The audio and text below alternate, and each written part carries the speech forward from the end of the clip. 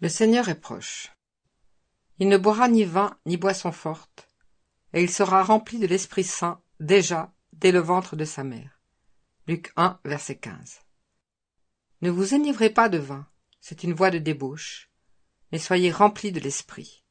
Éphésiens 5, verset 18. Comment être rempli de l'Esprit?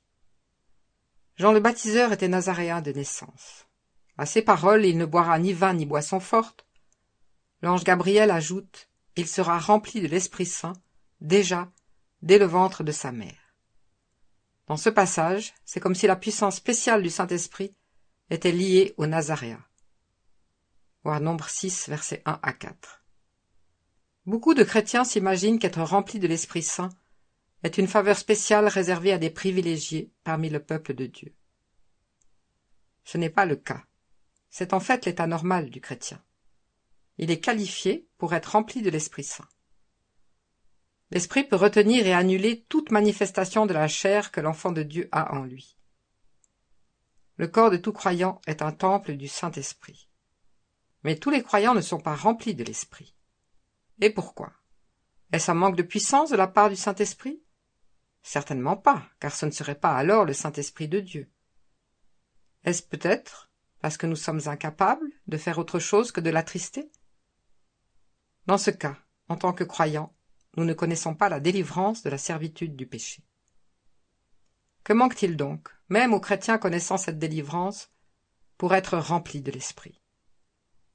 La réalité du Nazaréen, qui demandait en particulier de s'abstenir de toute boisson alcoolisée.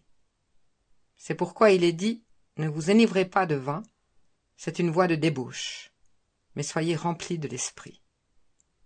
Le vin est ici une image des joies du monde, et le manque de sobriété à cet égard peut littéralement annuler en nous les effets bénéfiques du Saint-Esprit. Mais le Nazaréen s'abstenait totalement du vin.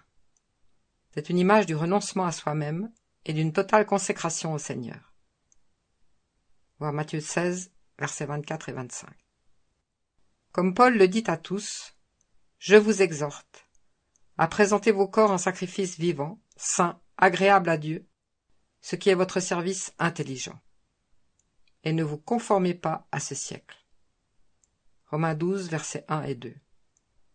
Bien-aimés enfants de Dieu, quelle puissance de joie, de témoignage, de conformité à Christ serait la nôtre, si en véritable Nazaréen, nous étions remplis de l'Esprit. N'avons-nous jamais goûté, ne serait-ce qu'un instant, une telle bénédiction? H. Rossier.